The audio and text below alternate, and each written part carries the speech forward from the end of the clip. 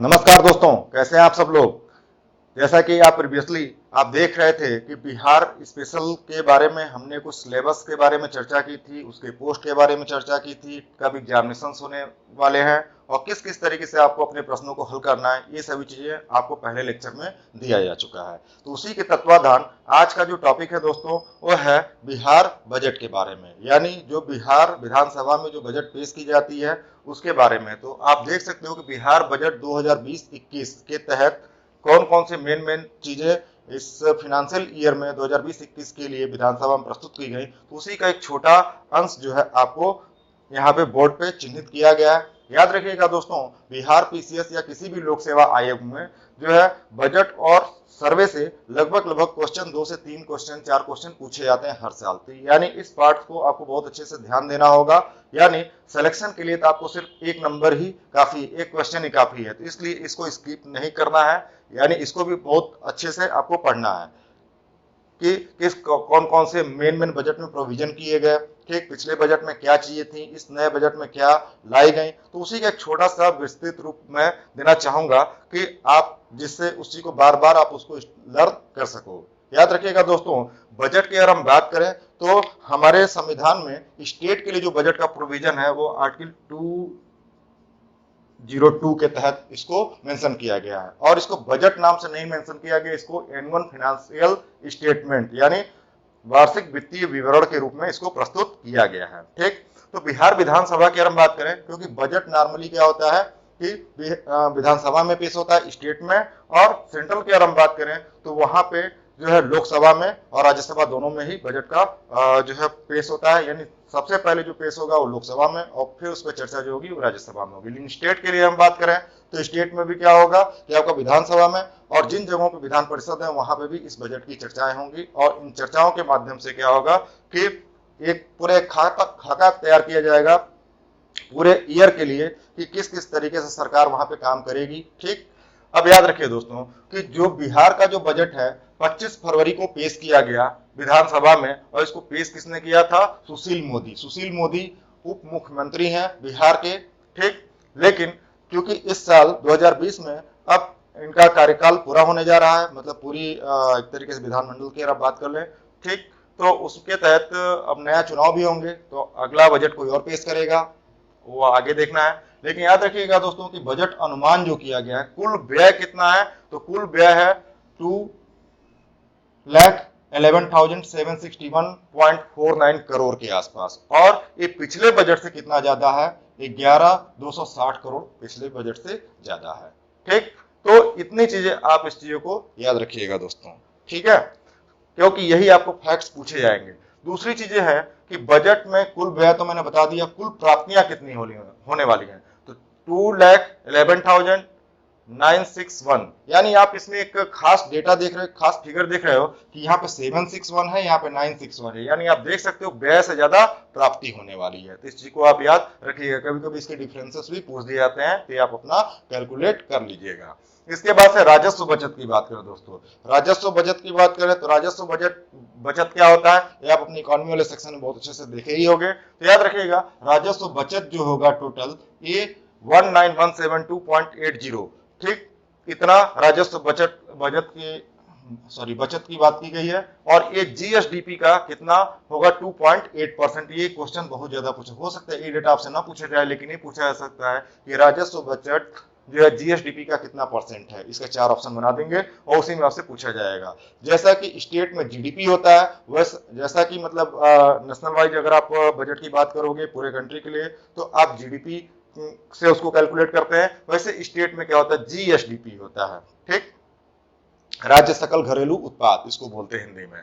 उसके बाद से राजकोषीय घाटा की हम बात करें दोस्तों, तो राजकोषीय घाटा 20374 करोड़ के आसपास है, और ये भी जो है जीएसडीपी का कितना है? 2.97%। यानी इस डेटा से ज्यादा इंपॉर्टेंट आपका परसेंटेज वाला डेटा, इसको याद रखिएगा। ऐसा नहीं कि इसको स्किप करिएगा, इसको मोटा मोटी आप इसको याद कर लीजिएगा। इसके बाद से हम बात करें दोस्तों कि राज्य स्रोत से कर राजस्व यानी राज्य के जो भी स्रोत हैं इकोनॉमी जिससे जनरेट हो सकती है, जिससे आर्थिक सुदृढ़ता आ सकती है, तो उससे कर राजस्व कितना आता है, आने का अनुमान क्या होगा इस नए बजट वाले ईयर में 2020-21 में, तो है 34,750 करोड़ के आसपास। ठीक, इस डेटा को भी आप याद रखिएगा। लोक ऋण अधिशेष मतलब पब्लिक डेप्ट, ठीक है, एक तरीके से कितना है, तो ये लगभग 163903.88 करोड़। ये जीएसडीपी का कितना है, 23.90% के आसपास है। ठीक है दोस्तों, याद रखिएगा कि ये क्यों पूछे जाने के इसके ज्यादा चांसेस हैं, क्योंकि इस जितना भी मैंने जीएसडीपी का डेटा दिया है उसमें सबसे ज्यादा यही है। ठीक है, इसको याद रखिएगा। इसके बाद हम बजट के स्रोत के बारे में और व्यय के बारे में बताते हैं कि नॉर्मल अगर 1 रुपए की हम बात करें, 1 रुपया जो है स्रोत है और 1 रुपया व्यय करना है, तो उस 1 रुपये के तहत कितना कितना परसेंट एलोकेट होगा। ठीक, याद रखिएगा कि केंद्रीय कर में राज्य का हिस्सा यानी कितना परसेंट है, वो 43.02% के आसपास है। यानी केंद्रीय कर जो भी टैक्सेशन जो होंगी सेंट्रल गवर्नमेंट के द्वारा जो है स्टेट से जो है लिए जाएंगे या उस पर लगाए जाएंगे, इंपोज किए जाएंगे, तो उसमें 43% हिस्सा किसका होगा, जो है राज्य का हिस्सा होगा केंद्रीय कर में। ठीक, इसके बाद से राज्य का कर भिन्न राजस्व, राज्य का कर भिन्न राजस्व जो है ये 24.89% के आसपास होगा। ठीक, उसके बाद से राज्य कर राजस्व 16.39% और लोक ऋण की बात करें 13.03%। इसके बाद भी कुछ डेटा बढ़ जाते हैं तो छोटे मोटे वो जो है एलोकेशंस हैं, जिसको आप वो नहीं भी पढ़ो तो काम चलेगा, लेकिन थोड़ा बहुत देख लीजिएगा। लेकिन याद रखिए दोस्तों, ये आपको मैंने क्यों बताया, ये परसेंटेज डेटा के लिए बताया। इसमें क्या हो सकता है कि इसको आपके क्वेश्चंस में अरेंज करने के लिए दे दिया जाए, ऑर्डर में करने को दे दिया जाए, तो आपको पता ही नहीं रहेगा कि कितना परसेंट किस पार्ट में एलोकेट किया गया है, तो इससे आप इस चीज को गलत कर सकते हो। इसके साथ साथ आप देखोगे बजट व्यय की बात करें, बजट व्यय का मतलब दोस्तों क्या है कि जो भी बजट एलोकेट किए गए हैं उसमें किस किस तरीके से व्यय किस किस सेक्टर में किया जाएगा। तो याद रखिए, सामाजिक सेवाओं की बात करें यानी सोशल सर्विसेज की बात करें तो वो लगभग होगा 43.56। ठीक, यानी 43.56 जो है परसेंट जो होगा वो सामाजिक सेवाओं के लिए ही खर्च किया जाएगा। सामाजिक सेवाएं का मतलब क्या हो सकता है कि वो एजुकेशन पे हो सकता है कि फूडिंग पे हो। ठीक, और भी जो रिलेटेड जो आपके जीवन को सुचारू रूप से व्यवस्थित करने की जो जो चीजें आवश्यक होंगी वो क्या होंगी, आपकी सामाजिक सेवाएं होंगी। सामान्य सेवाएं इसके तहत 26.63% होगा। इसमें सामान्य सेवाओं में गवर्नमेंट की जो सर्विसेज जो होती हैं जो पब्लिक वेलफेयर के लिए यूज की जाती हैं उसको सामान्य सेवाएं कहेंगे। आर्थिक सेवाओं की बात करेंगे, आर्थिक सेवाएं जो इकोनॉमिक एक्टिविटीज हो रही हैं, मतलब पूरे चाहे प्राइमरी सेक्टर में, चाहे सेकेंडरी सेक्टर में, चाहे टर्सरी सेक्टर में, तो उन सब के लिए कितना परसेंट एलोकेट किया गया है, 25.9%। यानी ओवरऑल ये 3 मेजर वाले हैं और यहाँ पे भी मैंने 4 मेजर वाले रखे हैं, तो इसके ऑर्डर को आप बहुत अच्छे से कर लीजिएगा। तो इस तरीके से आपके क्वेश्चन पूछे जा सकते हैं। हालांकि इसमें क्वेश्चन सीधे सीधे पूछे गए हैं, लेकिन अभी बिहार लोक सेवा आयोग की प्रकृति बदल रही है, यानी अब क्वेश्चन घुमा सकते हैं। तो इसलिए आप पहले से तैयार रहें और इसको जो है डिफरेंट सेगमेंट को जो मैंने जैसे बताया है इसको 1 से 2 बार आप लर्न करोगे, बहुत आसानी से याद हो जाएगा। ठीक है दोस्तों, तो इसके नेक्स्ट पार्ट पे चलते हैं।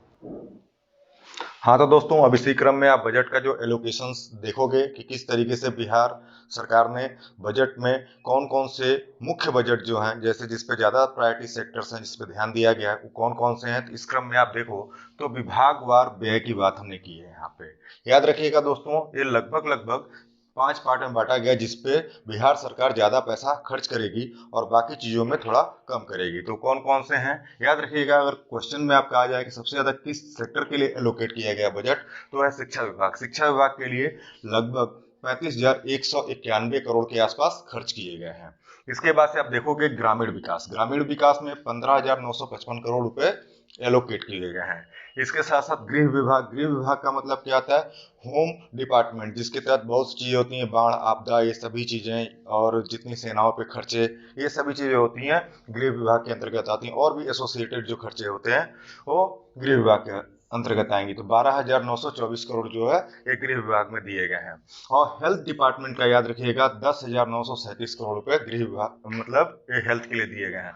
और पंचायती राज विभाग के लिए याद रखिएगा दोस्तों 10,615 करोड़ रुपए के आसपास एलोकेट किया गया है बजट 2020-21 के लिए। ठीक है दोस्तों, याद रखिए, देखिए यहाँ पे शिक्षा के बढ़ावा के लिए शिक्षा में ही सबसे ज्यादा बजट का एलोकेशन किया गया है। ठीक, इसके साथ साथ आप देखोगे कि 2020-21 के बजट में पहली बार क्या शामिल किया गया है, ग्रीन बजट शामिल किया है। ग्रीन बजट का मतलब ये इकोसिस्टम डेवलपमेंट के लिए ज़्यादा प्रोत्साहन दे रहे हैं, यानी सब कुछ ग्रीन टेक्नोलॉजी के थ्रू किस तरीके से विकास हो, यानी कम पॉल्यूशन हो, ज़्यादा से ज़्यादा ऑर्गेनिक फार्मिंग हो।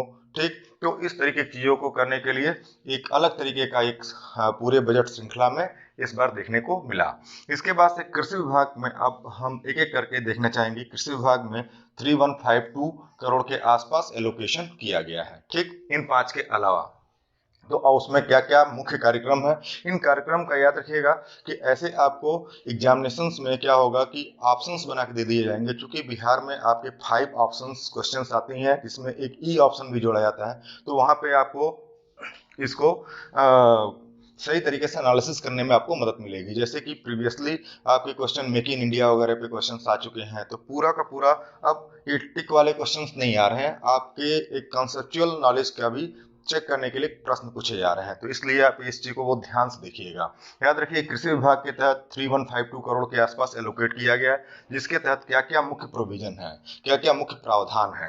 याद रखिए को मौसम अनुकूल कृषि कार्यक्रम पे फोकस किया गया है, यानी मौसम के अनुकूल कृषि कार्यक्रम के इसमें इस पे कुछ कार्यक्रम चलाए जाएंगे।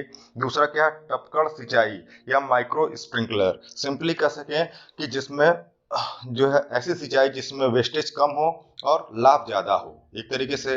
तो याद रखिए कि माइक्रो स्प्रिंकलर एक मशीन होती है, जिसके माध्यम से क्या होता है कि पौधों की जड़ों में जो है पानी दिया जाता है और वेस्टेज ऑफ जो वाटर होता है उसको रोका जाता है।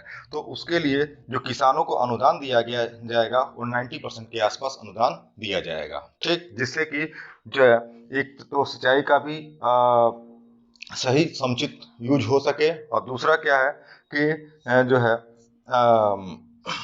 प्रोडक्शन भी ठीक तरीके से बढ़ सके फसलों का। तो इसके लिए ये चीजें प्रोविजन की गई हैं। तीसरी चीज क्या है, बिहार जैविक मिशन गठन, यानी सब चीजें जो है ऑर्गेनिक फार्मिंग के थ्रू, यानी जिसमें खादों का यूज न किया जा सके। कौन सी खादों का, रासायनिक खादों का। तो ऐसे मेथड से जैविक मिशन गठन किया गया, जिसके तहत जैविक कॉरिडोर बनाए जाएंगे, और वो जैविक कॉरिडोर 12 जिलों में संचालित होंगे। हो सकता है आपसे यही क्वेश्चन पूछ दिया जाए कि कितने जिलों में संचालित होंगे, 10, 12, 13, 14। तो उसमें जो ऑप्शन आपको जो आपने पढ़ा होगा उसको आप अच्छे से टिक कर सकते हो। ठीक है दोस्तों, तो यहाँ तक ये चीजें समाप्त हुई। इसके बाद से आप देखोगे कि 2020-21 में क्या है, 21,000 एकड़ में जैविक प्रमाणीकरण की व्यवस्था की गई, यानी जो ऑर्गेनिक सर्टिफिकेशन दिए जाएंगे कि कौन कौन से फसल मतलब ऑर्गेनिक फार्मिंग में यूज होंगे, उसकी क्या क्या मेथड्स होंगी, क्या गाइडलाइंस होंगी, ये सभी चीजें जो होंगी ये कृषि विभाग के माध्यम से दिया जाएगा। इसके बाद से है कृषि विश्वविद्यालय अनुसंधान प्रोत्साहन ग्रांट, मतलब कृषि विश्वविद्यालय में अनुसंधान प्रोत्साहन ग्रांट दिए जाएंगे, यानी जो भी रिसर्च होंगी उसके लिए और ज्यादा प्रोत्साहन मिलेगा कि बेहतर रिसर्च हो सके, कृषि में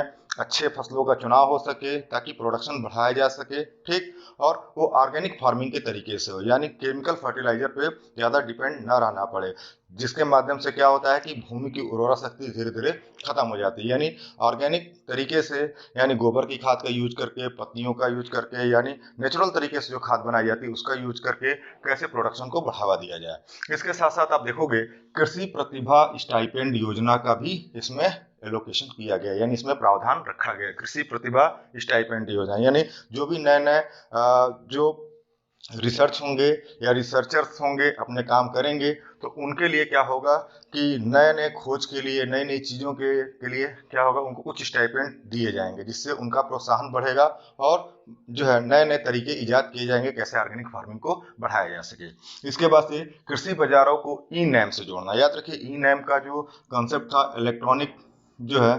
माध्यम से क्या किया जाए कि मंडियों को जोड़ा जाए, जिसके माध्यम से किसान को उसका उचित मूल्य मिल सके अपने प्रोड्यूस का। यानी एक तरीके से देखा जाता था कि पहले इस माध्यम के नहीं होने से कालाबाजारी ज्यादा होती थी, तो उसको और सुदृढ़ करने के लिए कृषि बाजारों को ई नैम से जोड़ दिया जाएगा, जिसके माध्यम से किसान अपने खेत से ही डायरेक्ट क्या करेगा, अपने प्रोड्यूस को बेच सकेगा और उसका उचित मूल्य प्राप्त कर सकेगा।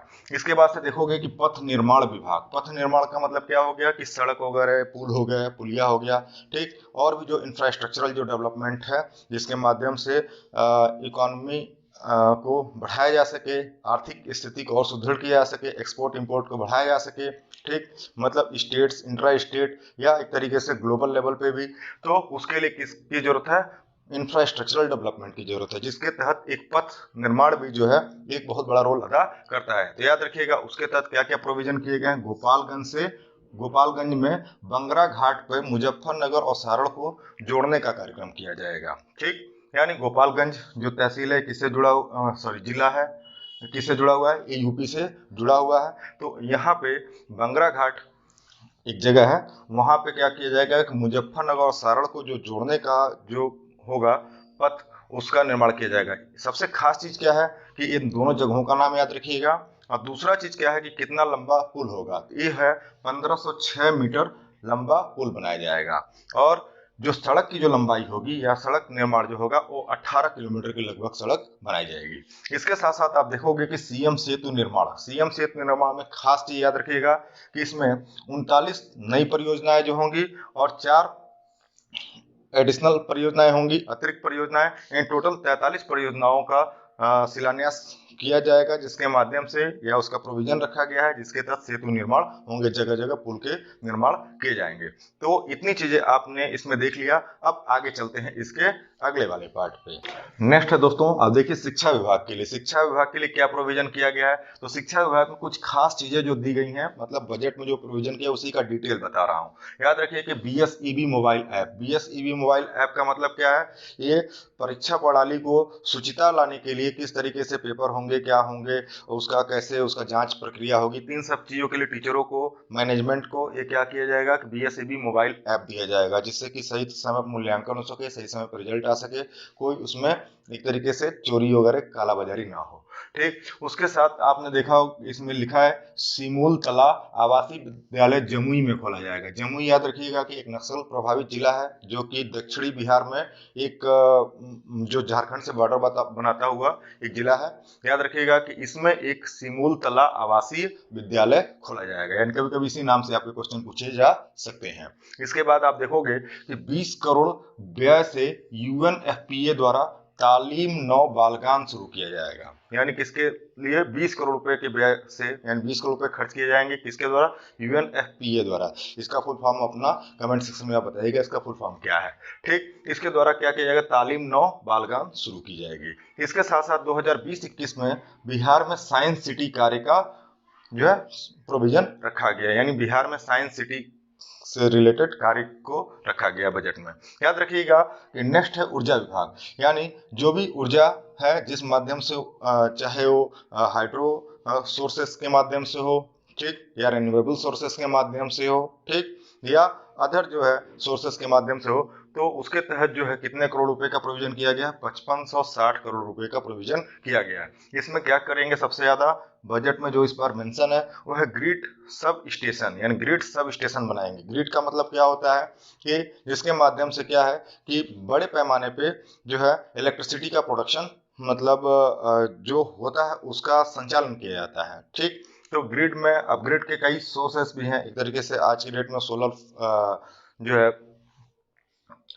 एनर्जी का भी कंसेप्ट आ रहा है, तो उसके तहत भी क्या है कि जगह जगह जो सोलर पैनल लगाए जाएंगे तो उसके माध्यम से भी क्या होगा, ग्रिड को एनर्जी दे दी जाएगी, जिससे कि जो है जो एनर्जी डिफिशियंट इलाके हैं वहाँ पे एनर्जी प्रोडक्शन बढ़ाई जा सके। तो ये सभी चीज़ याद रखिएगा कि इसके तहत ग्रिड सब स्टेशन जो बनाए जाएंगे वो 148 के आसपास बनाए जाएंगे। और इसके तहत कितना मेगावाट एनर्जी जनरेट होगी? वह 11280 मेगावाट एनर्जी का जो है ग्रिड के माध्यम से वो स्टेशन बनाएंगे, तो उसमें खपत होगी या जगह जगह वो पहुंचाने में मदद मिलेगी।